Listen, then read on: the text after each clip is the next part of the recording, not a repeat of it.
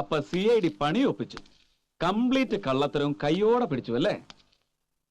Bad, very bad. നീ കിണിക്കല്ലേ ചതിയ ബദ്ദലഹേമിൽ താമസിക്കുന്ന യൂദാസെ. എടാ നന്ദി വേണോടാ നന്ദി. ആ രണ്ടക്ഷരത്തിന്റെ അർത്ഥം നിനക്കറിയോ? ഇല്ല.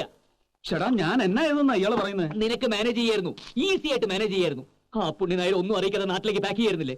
എടാ എടാ പൊട്ടൻ ചങ്കു, അതിന് അയാൾ എന്നോട് പറഞ്ഞു. അയാൾ ആരാന്ന് ഓർമ്മയുണ്ടോ ഈ മുഖം?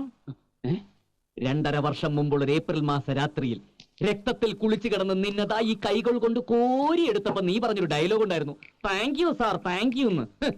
മേട്ടുകുളത്ത് നിന്ന് ബൈസൺ വാലിയിലേക്ക് പോകാൻ 2 വഴിയാ. ലെഫ്റ്റിലും പോവാം, റൈറ്റിലും പോവാം. ലെഫ്റ്റിൽ പോയ റോഡ് നല്ലതാ, എന്നിട്ട് ഞാൻ റൈറ്റിലേക്ക് തിരിഞ്ഞു. അതുകൊണ്ടല്ലേടാ കണ്ടത്. ഏതോ ലോറിക്കാർ ഇടിച്ചിട്ടിട്ട് പോയ നിന്റെ ജീപ്പും നടു റോട്ടിൽ രക്തത്തിൽ കുളിച്ചു കിടന്ന നീയും ഇങ്ങനെ ഞാൻ വാരിയെടുത്ത് ആശുപത്രിയിൽ എത്തിച്ച് 4 കുപ്പി ബ്ലഡും തന്ന്. 3 കുപ്പി? എന്തോ കഴിഞ്ഞ ഗാന്ധി ജയന്തി സാറി കഥ പറഞ്ഞപ്പോ 3 കുപ്പിയായിരുന്നു. ഇപ്പൊ ടെൻഷൻ കാരണം 1 കുപ്പി കൂടി ഉണ്ടാവും. എന്റെ ബ്ലഡിന്റെ കണക്ക് നിനക്കാണ്. ആദ്യകാലത്ത് ഇറങ്ങിയ കാസറ്റിൽ 2 കുപ്പിയായിരുന്നു. ഇതിങ്ങനെ പറഞ്ഞു കൂടി വരും. നീ ഏതായാലും പറയും, ബാക്കിയോടെ പറയും. ഇല്ലടാ, ഞാൻ ഒന്നും പറയുന്നില്ല. ജീവൻ രക്ഷിച്ചവനിട്ട് തന്നെ പണിയണം. ബ്രൂട്ടസ് ഒക്കെ നിന്റെ മുമ്പിൽ എന്തൊരു ഡീസന്റ്. പുളുന്തൻ ചങ്കു, ഇവിടെ കഴിഞ്ഞ 2 വർഷമായിട്ട് ഈ ജീവൻ രക്ഷ കഥ പറഞ്ഞ് നീ എന്നെ എത്ര തവണ വഹിച്ചിട്ടുണ്ടടാ?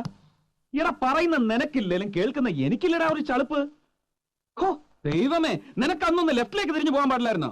എന്തെങ്കിലും ഒരു കാരണം കിട്ടിയ ഉടനെ തുടങ്ങും. മേട്ടുക്കുളത്തുനിന്ന് ബൈസൺ വാലിയിലേക്ക് ലെഫ്റ്റും റൈറ്റും. ഇല്ല, ഞാൻ നിർത്തി.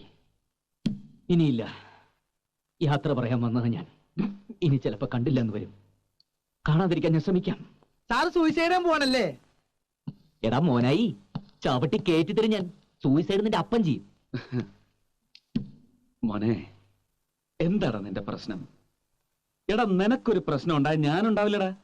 എടാ മുത്തശ്ശനും മുത്തശ്ശിയും കസിൻ പിള്ളേരും എല്ലാരും കൂടി ഈ വെക്കേഷൻ ഇങ്ങോട്ട് വരുന്നു എന്ന്. അതാണോ കാര്യം? അവര് വരട്ടടാ, എല്ലാവരും വരട്ടെ. എന്നിട്ട് അവർക്ക് ഇവിടെ മതി വരും വരെ ഇവിടെ താമസിക്കട്ടെ. എടാ അവരെത്ര പേരെ എങ്ങോട്ട് കെട്ടിയെടുക്കാൻ പോണെന്ന് നിനക്കറിയോ? നീ ഭാഗ്യവാനാടാ.